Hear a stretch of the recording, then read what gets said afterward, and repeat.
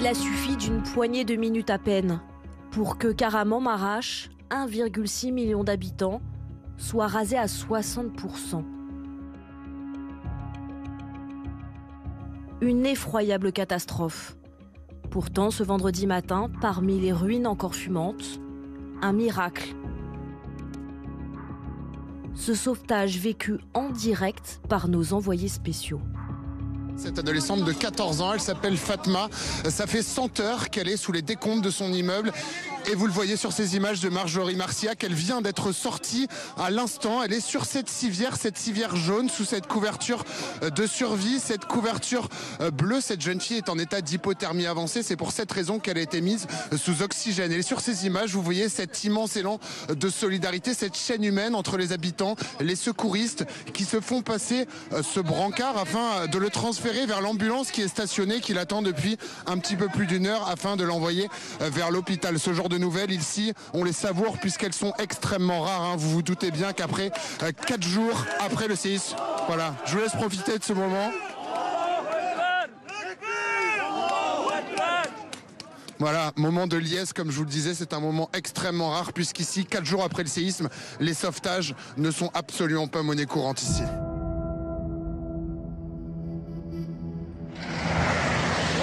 Il est 4h17 heure locale, dans la nuit de dimanche à lundi dernier, lorsque la terre se met à trembler dans le sud de la Turquie et le nord de la Syrie.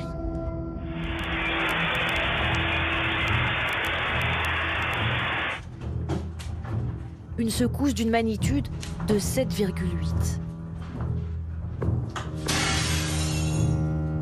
Qui dure pendant quasiment 2 minutes.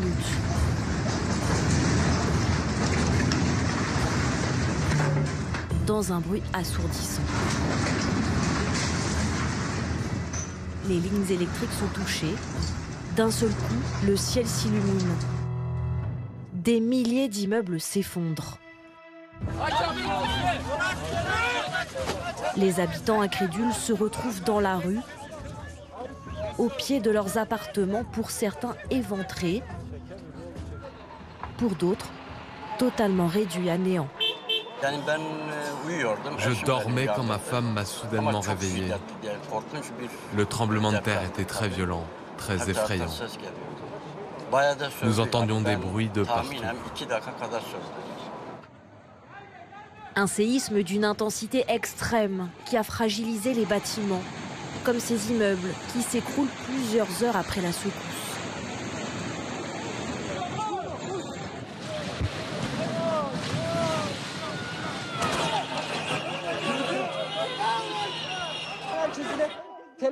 Alors qu'il est en direct pour une chaîne de télévision turque, ce journaliste est surpris par une nouvelle secousse.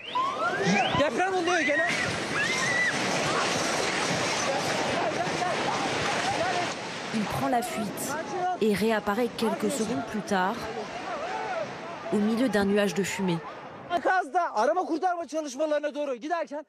İki defa yüksek şiddette bir artçı sarsıntı meydana geldi ve hemen sol tarafımda gördüğünüz bina yerle bir oldu. Yine toz duman içerisinde bir vatandaş da geldi yine bu noktada toz duman içerisinde kalmış. Plusieurs heures après le séisme, le cauchemar se poursuit.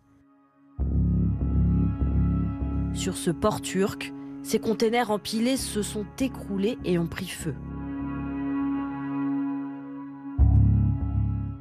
Sonnés, Turcs et Syriens doivent pourtant déjà se mobiliser et attaquer une course effrénée contre le temps. Car sous les décombres, au moins plusieurs dizaines de milliers d'habitants sont coincés, sans eau, sans nourriture et avec des températures en chute libre.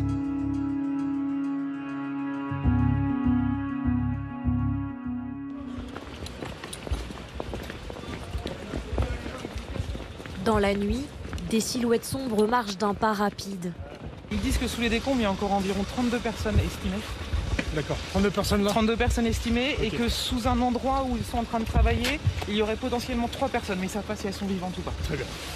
Ces sauveteurs français de la sécurité civile viennent d'atterrir à Osmaniye, à 80 km de l'épicentre, 48 heures après le tremblement de terre. Ils sont guidés par Lily, leur traductrice. Elle les emmène vers un immeuble effondré.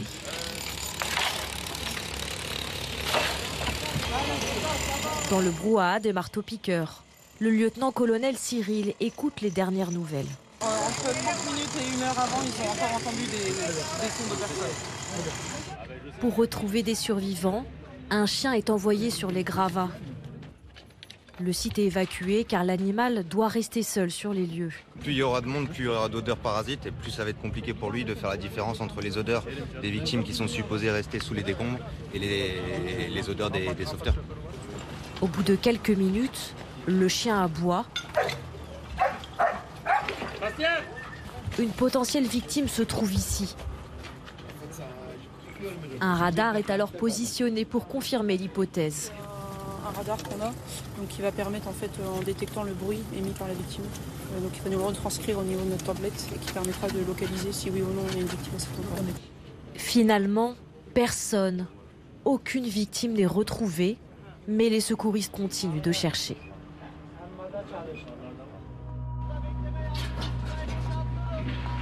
Combien reste-t-il de survivants sous les ruines?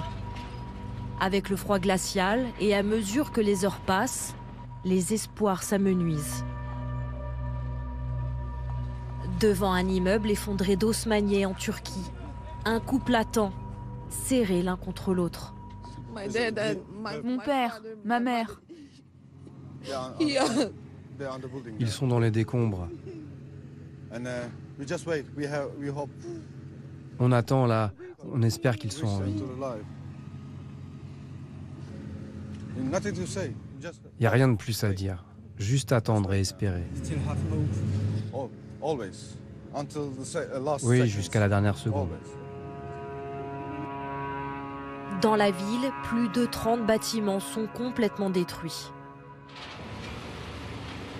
Nous retrouvons les sauveteurs français de la sécurité civile, toujours à pied d'œuvre, sur le monticule de débris. Tôt ce matin-là, 2 corps ont finalement été retrouvés, mais il en reste des dizaines toujours ensevelis. Au fur et à mesure que les dalles sont percées, apparaissent ce qu'on appelle des poches de survie. Donc là, on demande à tous les gens présents sur le chantier, à tous les secouristes, de faire silence. Et un secouriste lance un appel pour savoir si quelqu'un peut répondre. Le séisme a eu lieu lundi, donc on se dit qu'il y a toujours un espoir de survie, donc on n'arrêtera jamais notre travail quand on ne peut pas être sûr à 100% qu'il n'y a plus d'espoir, mais on y croit. Car parfois ailleurs, au milieu du chaos et des gravats entassés, une voix.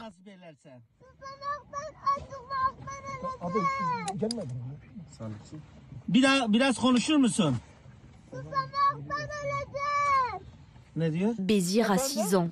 Depuis 80 heures, il est coincé sous ces blocs de béton. Finalement, les sauveteurs parviennent à libérer le petit garçon. Partout, des miracles. De l'autre côté de la frontière, ce nourrisson, une petite Syrienne, née sous des tonnes de béton. Elle a été transportée à l'hôpital. La petite souffrait de convulsions à son arrivée. D'après sa température corporelle, elle est née vers midi, 3 heures avant d'être retrouvée dans les gravats. Sa mère a accouché sous les décombres, elle est morte, ainsi que toute sa famille. Le séisme se classe déjà parmi les plus meurtriers du XXIe siècle, les plus dévastateurs aussi.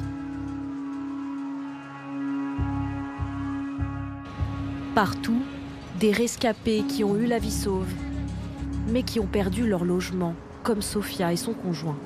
J'ai compris que ce qui est en train de se passer parce que je me suis réveillée. On était 3 à la maison, il y a aussi son grand frère qui est avec nous. Il a commencé à crier, je suis en train de mourir, je suis en train de mourir. Moi, directement, j'ai dit tout le monde, courez, courez, courez. Et on est tous sortis, on a tout laissé. On n'a même pas fermé la porte. Leur immeuble est désormais inhabitable. Alors où aller ? Pour le couple, reste la rue. Heureusement, il y a des toilettes publiques. On a cassé la porte pour pouvoir les utiliser. Comme on ne peut pas rentrer dans les maisons, ce petit bâtiment il a résisté quand même. Il n'y a pas d'eau quand même dedans, il n'y a rien, c'est juste des toilettes et voilà. On ne peut pas vraiment... C'est sale bien sûr, mais on utilise. Dans le quartier, des chaînes de solidarité se sont formées. Ici, on a construit des tentes. Ce n'est pas le gouvernement qui nous a aidés, c'est les gens qui ont sorti tout ce qu'ils pouvaient. Il y a environ 40 personnes qui rentrent dans chaque tente et qui dorment ensemble. Sous l'abri, un semblant de vie normale. En fait, on est un peu la famille ici. On a un peu du feu quand même qu'on a arrivé à récupérer. Ici, on mange, mais il fait très froid la nuit. Du coup, on dort pas. Non, on dort pas ici. Pendant les nuits glaciales, Sofia et son conjoint retrouvent leur voiture, qui fait désormais office de chambre à coucher pour une partie de la famille. Je descends au maximum, comme ça. Hop là, et je dors. C'est bon, je m'assois. Mon copain, il dort ici, et la mère et le père, ils dorment derrière, allongés. Les doudounes et les couvertures ne suffisent pas. Ils se réchauffent comme ils peuvent. On allume la nuit, environ 30 minutes avant qu'on va dormir, on allume et on chauffe la voiture. Et après, pendant la nuit, il y a quelqu'un qui se réveille chaque fois, différentes personnes, pour allumer la voiture, chauffer. Il ne dort pas, il attend pour que ça chauffe encore. Et après, il dort quand il éteint la voiture, parce que sinon, on gaspille tout le pétrole et en ce moment, on n'arrive pas à acheter. Je le mets comme ça et je dors. Voilà.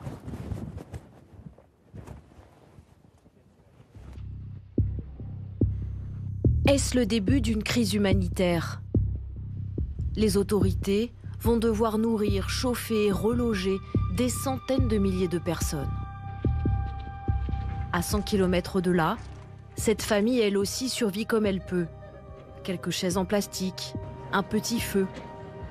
Et à quelques mètres, ce sac mortuaire bleu. Aïzé Karaman avait 35 ans.